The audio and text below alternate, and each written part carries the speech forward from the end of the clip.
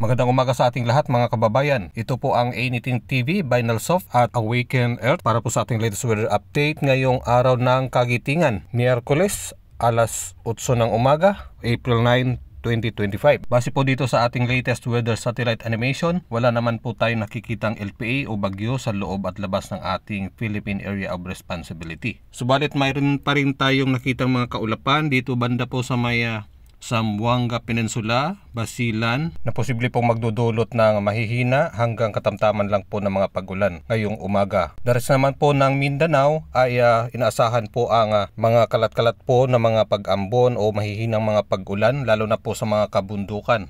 Metro Manila at natitirang bahagi po ng Luzon, buong Visayas at Palawan ay generally fair weather po sa ngayong umaga. Subalit mamayang hapon po ay mataas po ang tsansa na magkaroon po ng mga kalat-kalat po ng mga localized thunderstorms na may panandali ang mga pag-ulan, lalo na po dyan sa may Palawan at Visayas. Lahat po ng ito ay dulot po ng weather system na easterlies o mainit na hangin na nanggaling po sa dagat Pasipiko. Para po sa ating mga YouTube viewers, para po mapanood ninyo ang mga latest weather advisories, punta lang po kayo sa ating Awaken Earth sa Facebook. Paki-follow po doon para maging updated po kayo sa mga latest updates. Please share.